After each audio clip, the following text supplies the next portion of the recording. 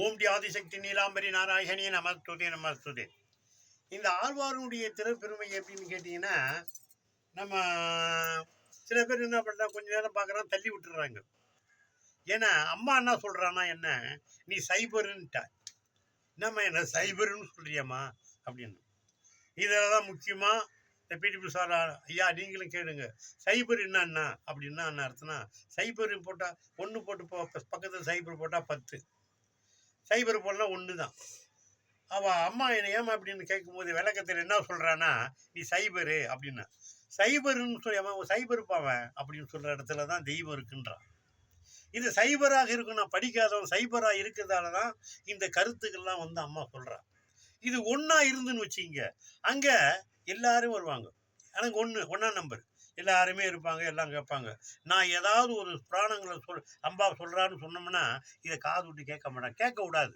அந்த பூதகணம் சைபர் இல்லை, இது கேட்கக்கூடாது. அதை தான் விளக்கமாக சொல்கிறான். ஆனால் இது ஒரு காலத்துக்கு வரும், வெளியே வரும், வராமல் போகாது. அம்பாளுடைய அனுகிரகத்தில் வரும். அந்தவுடைய சிறப்பை தான் இந்த ஒரு வாரத்துக்கு பிறகு தான் இப்படி சொன்னான், நீ ஒரு சைபருப்பா அப்படின்னு. இந்த அடுத்தது என்னன்னு கேட்டிங்கன்னா, குலசேகர ஆழ்வார், இவர் 7வது ஆழ்வாருடைய சிறப்பை பார்ப்போம். குலசேகர ஆழ்வார். அதுக்கடுத்து 8ஆம் நம்பர் வந்து யாருன்னா பெரிய ஆழ்வார், கருடன். பார்த்தீங்களா, எம்பெருமானுடைய கருடங்க பார்த்தீங்களா, அவர் தான் இந்த அவதாரம். ஆனால் நாராயணமூர்த்தி இப்படி ஒரு சிறப்பாக ரொம்ப பெருமையாகுது. ஏன்னா யாரும் மானிட ஜன்மத்துங்களை வந்து இங்கேருந்து உருவாக்கி பக்தி சிரமாக அவர் கூட்டிகிட்டு போகல, தன்னுடைய சிறப்பு உடையதான் அவர் இருக்கு. அதுக்கடுத்து பார்த்தீங்கன்னா 9வது திருப்பண ஆழ்வார் உள்ள 3வது ஸ்ரீ ஆண்டாள். இவ 9வது ஆண்டாள் எம்பெருமா. அவ யாருன்னு ஆண்டாள்னா பூமி தேவி. இவ அவர்கிட்ட உட்காந்துருக்காங்க பாருங்க அம்பா. அது மாதிரி இவங்களுடைய சிறப்புன்னா, குலசேகர ஆழ்வார் திருமாலின் கௌசமணியின் ரத்தினமாக சொல்ல முடியல, அமசமாக பிறந்தவர்.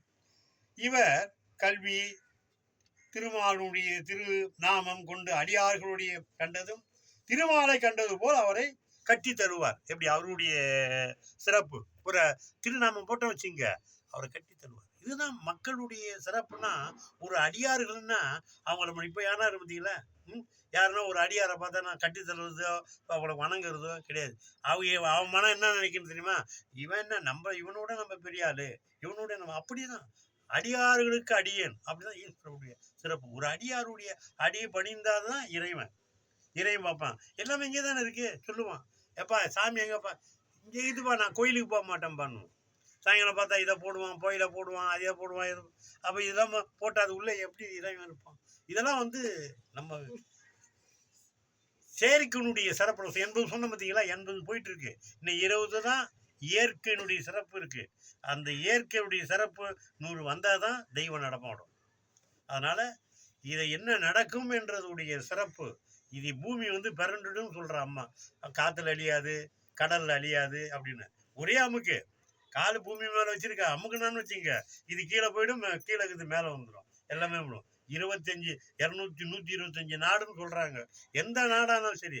ஆனா என் நாடு போற்றும் தென்னாடு, நான் இருக்கிறன்னு மட்டும் இல்லை, நான் இன்னைக்கு இருந்தாலும் நாளைக்கு கூட போயிடலாம்.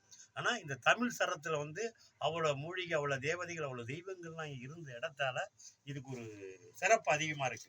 அது மாதிரி குலசேகர ஆழ்வார். பெரிய ஆழ்வார் திருமாலின் வாகனமான கருடன். பெரிய ஆழ்வார் இவரு, அவர் கருடன் அனுப்புற. கருடன் அமசமாக பிறந்தவர். ஸ்ரீவல்லிபுத்தூரில் திருமால் வடபெருங்கை உடையவர் என்னும் பெயர் உடையவர். வேதந்தம் புராணம் சொல்லி நாராயணனின் திருப்புகழ் பாடி மகிழ்ந்தவர் இந்த பெரியாழ்வார். இப்படி ஒரு சிறப்பை நம்ம வந்து இறைவனுடைய சிறப்பு அழியக்கூடாது அப்படின்றது தான் நம்ம அப்போ சொல்லிட்டு வரோம். 9வது ஸ்ரீ ஆண்டாள். ஸ்ரீவல்லிபுத்தூரில் தோன்றியவர். இந்த அம்மையார் பூமாதேவி என்னும் கோதை என்னும் அழைக்கப்படலாம். திருமாலின் துளசி மாலை போடுறோம்ல, துளசி மாலை, அந்த மாலையை அனுப்புறாரு பகவான். போ, நீ அங்கே போய் பூமாதேவியில் போய் பிறந்து பூமாதேவியை வந்து நீ ஆண்டாள என்ன பேர் எடு அப்படின்னு ஒரு வடிவங்கள் நம்ம சொல்லிட்டு தான் வரோம். இது 9வது ஆழ்வார். அடுத்த ஆழ்வார் யார் வாரன்னு பார்ப்போம். ஓம் டி ஆதிசக்தி நீலாம்பரி நாராயணி நமஸ்துதே நமஸ்துதே நமஸ்துதே.